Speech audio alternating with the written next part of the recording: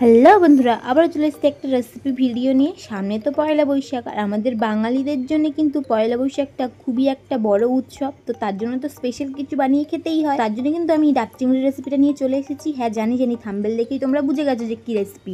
তো চলো ফুল রেসিপিটা স্কিপ না করে দেখে নেওয়া যাক। তো আমি এখানটা দেখো বড় বড় গলদা চিংড়ি নিয়ে নিয়েছি। গলদা চিংড়িগুলো কেটে পরিষ্কার করে নিয়েছি। আর এখানটা দেখো ডাবও নিয়ে নিয়েছি। ডাবটাকে কিন্তু সুন্দর করে আমাদের যে ডাব পেরে দেয় সে তার দিয়েই কাটিং করে নিয়েছিলাম, কারণ আমরা অতটা ভালো পারি না। তো কাটিংটা করার পরে আমরাই মুখটা ফুটো করে নিয়েছিলাম, মানে কেটে নিয়েছিলাম। তো দেখো আমরা মুখটা কেটে নিয়েছি। আর এই জলটা আর এই নারকেলের শাঁসটা কিন্তু খুবই দরকারি আর খুবই ভালো লাগে। এই শাঁসটা কিন্তু অবশ্যই দেখেই নেবে যে এটা আপনার শাঁস হয়।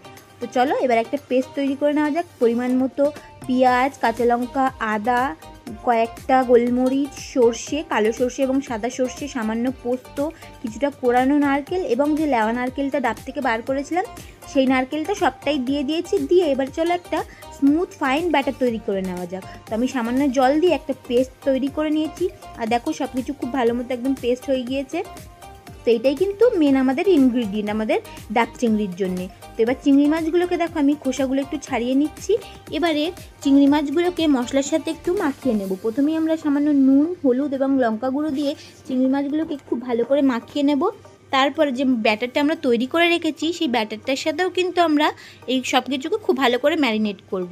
আর এইভাবে কিন্তু ম্যারিনেট করলে মশলাগুলো ভিতর অবধি খুব ভালো মতো যাবে এবং খেতেও খুব সুন্দর হবে। তো দেখো সব কিছুকে খুব ভালো করে আমি মাখিয়ে নিয়েছি। এবার মশলাটার সাথে মাখিয়ে নেওয়ার পালা। তো চিংড়ি মাছগুলো সব একটা বাটিতে নিয়ে নিলাম। তারপর এখানটায় যে আমরা ব্যাটারটা তৈরি করেছিলাম মানে পেস্টটা, সেটাও দিয়ে দিলাম।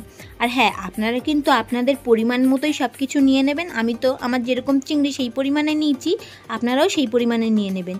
তারপর সামান্য আরও মশলার মধ্যে আমরা নুন এবং একটা গুঁড়ো মশলা আমি অ্যাড করেছি। এই গুঁড়ো মশলাটা কি আপনারা যদি জানতে চান আমাকে কমেন্টে জানাবেন, আমি কমেন্টে আপনাদেরকে বলে দেবো। তারপরে সামান্য একটু চিনিও দিয়েছিলাম যাতে একটু মিষ্টি মিষ্টি ভাব আসে। তারপর সব কিছুকে খুব ভালো করে মিশিয়ে দিয়ে দিলাম সর্ষের তেল পরিমাণ মতো।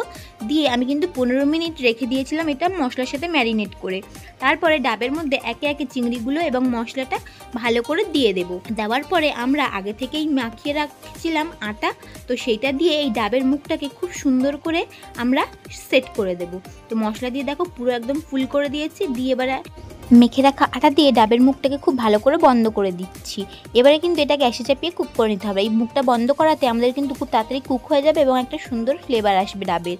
তো দেখো আমাদের এটা আধ ঘন্টা মতো লেগেছিল কুক হতে। আপনাদের কম বেশি হতেই পারে, সেটা আপনারা দেখে নেবেন।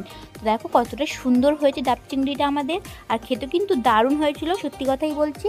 তো আপনারা এইভাবে অবশ্যই ট্রাই করবেন, আশা করছি আপনাদেরও খুব ভালো লাগবে। তো পয়লা বৈশাখে আপনারা কী রেসিপি ট্রাই করছেন কমেন্ট করে জানাতে কিন্তু ভুলবেন না।